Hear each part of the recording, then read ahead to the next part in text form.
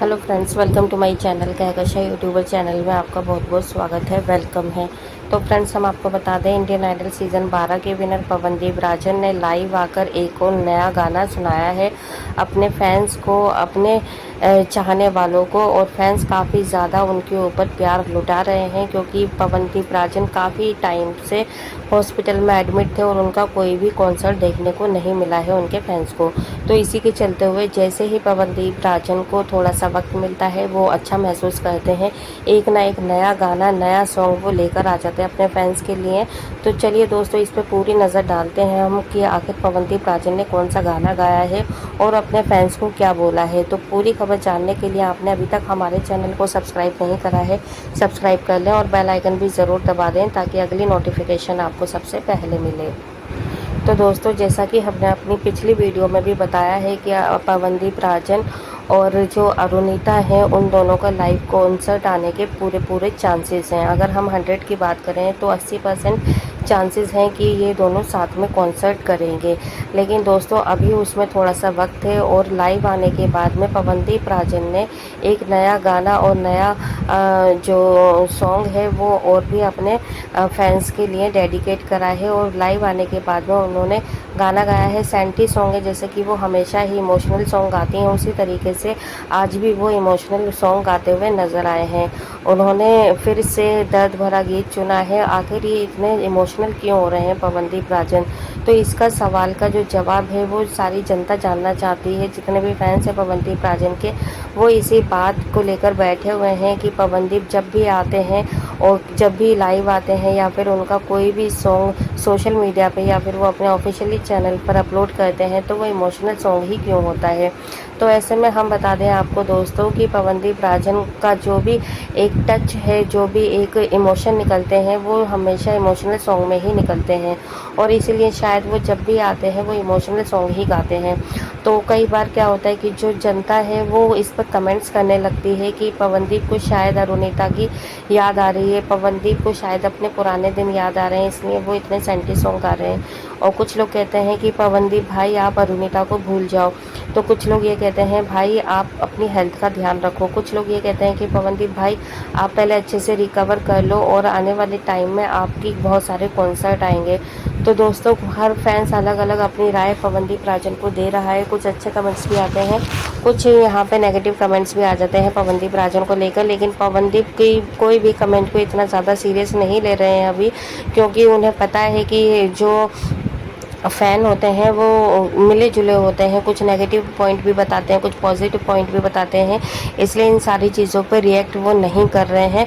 उन्हें जो करना है वो सिर्फ उसी चीज़ों को आगे बढ़ा रहे हैं। जैसे कि अभी क्या है कि अभी वो 2 दिन पहले भी लाइव आके उन्होंने थैंक यू बोला था सारी जनता को, सारे फैंस को। उन्होंने यह तक कह दिया था कि उन्हें वक्त नहीं मिलता है और वो बहुत कुछ कहना चाहते हैं अपने फैंस को, लेकिन वो नहीं कह पाते हैं। तो इसी के चलते दोस्तों, जब भी उन्हें अंदर से कोई इमोशन बाहर निकालने होते हैं तो वो हमेशा इमोशनल सॉन्ग ही को कलेक्ट कर रखा है उन्होंने। और वो 1 बाय 1 एक ना एक मतलब सॉन्ग एक ना एक दिन लेकर आते रहते हैं।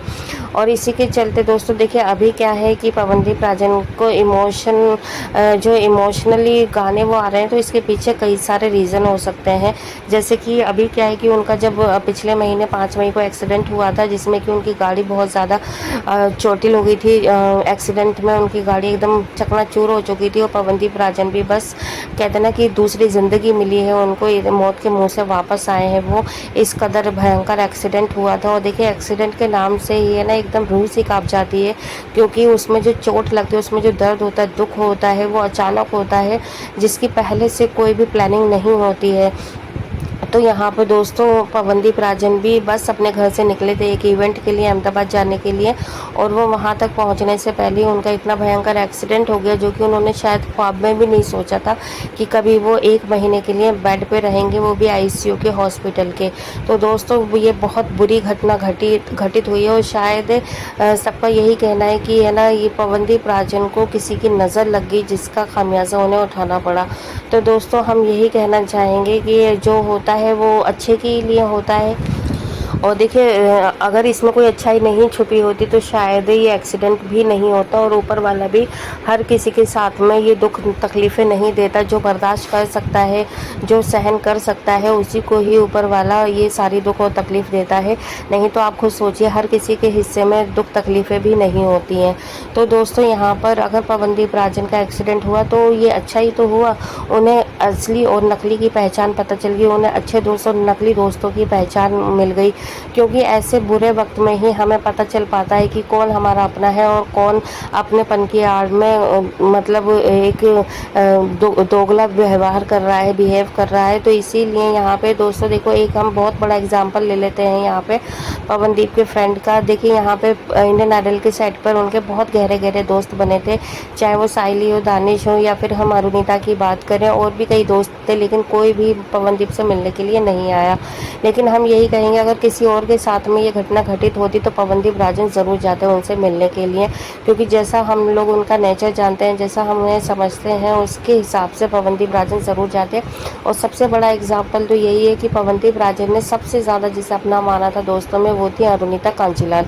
क्योंकि अरुणिता बहुत ज़्यादा सिंपल सोबर और बहुत सीधी सादी सी दिखती थी, जिससे कि पवनदीप ने उनके अंदर एक मोटिवेशन जगाया और उनको कॉन्फिडेंस जगाया। नहीं तो एकदम सीधी सादी सी थी, बोलना तक नहीं जानती थी वो ठीक से, बहुत चुप रहती थी, और जैसे कहते ना कि वो ओपन नहीं हो पाती थी। अगर चार लोग उनके साथ में खड़े हो जाते हैं और एकदम घबराहट सी, तो यहाँ पर जो भी आज अरुणिता हमें दिखाई देती है एकदम कॉन्फिडेंटली, तो उसमें बहुत बड़ा हाथ पवनदीप राजन का है। ये चीज़ शायद आप लोगों ने भी ऑब्जर्व की होगी, अगर हम गलत नहीं हैं।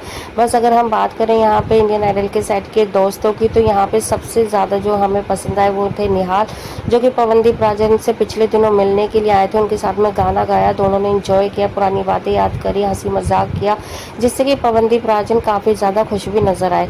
लेकिन आज फिर पवनदीप राजन ने फिर से इमोशनल सॉन्ग गाकर सबको यही बताने की कोशिश कर रहे हैं वो, कि देखो इस दुनिया में कोई दुख तकलीफ़ में नहीं होता है, आप और आपका परिवार ही होता है। जैसे कि पवनदीप के साथ में कोई दोस्त नहीं है, इस टाइम पे कुछ नहीं है। पवनदीप ने हर फैमिली फंक्शन में अरुणिता को बुलाया, अरुणिता को समझाया, लेकिन फिर भी अरुणिता पवनदीप के साथ में नहीं है आज। बस उनकी फैमिली है, उनकी बहनें हैं, उनकी माताजी हैं। तो हम भी यही कहना चाहते हैं दोस्तों, यहाँ पर पवनदीप राजन को जो एक्सीडेंट हुआ था वो अच्छे के लिए हुआ है। शायद उन्हें पता चल गया कि कौन असली है और कौन नकली है, और शायद आने वाले टाइम में वो अपने असली और अच्छे दोस्तों के साथ में रहेंगे, और कहते ना कि कचरा साफ कर देंगे वो अपनी लाइफ का। तो यहाँ पर पवनदीप के लिए बहुत बड़ा ये अपॉर्चुनिटी है, बहुत बड़ी एक दूसरी ज़िंदगी दी ऊपर वाले ने, जिसमें कि वो आगे चल के कदम जो फूंक फूंक के कदम रख सकते हैं। और असली नकली की तो उन्हें पहचान हो ही चुकी है। बाकी हम यही कहेंगे कि कोई भी डिसीज़न वो इमोशनल होकर ना ले आने वाले टाइम में, चाहे वो इवेंट हो या कोई कॉन्सर्ट हो या फिर कोई भी वीडियो एल्बम बनानी हो। तो यहाँ पे सुनने में यही आ रहा है कि पवनदीप राजन के साथ में ऑफर दिया गया है, अरुणिता कांचीलाल को बुक किया गया है, लेकिन अभी इस पर कोई भी ठप्पा नहीं लगा है। लेकिन 80% लोग यही चाह रहे हैं ये कि ये दोनों साथ में आ जाएं। वेल दोस्तों, आप क्या कहेंगे इस बारे में? क्या अरुणिता के साथ में पवनदीप को आना चाहिए अब या नहीं आना चाहिए? इतना सब कुछ होने के बाद जो भी आपकी राय है हमें कमेंट बॉक्स में कमेंट करके ज़रूर बताइएगा। वीडियो अच्छा लगा है लाइक कर लें, और आप चाहते हैं और भी अपडेट आपको हमारे चैनल के थ्रू मिलती रहे तो चैनल को सब्सक्राइब भी ज़रूर करिएगा। मिलती है एक और नई अपडेट लेकर, तब तक अपना ख्याल रखें, बाय बाय।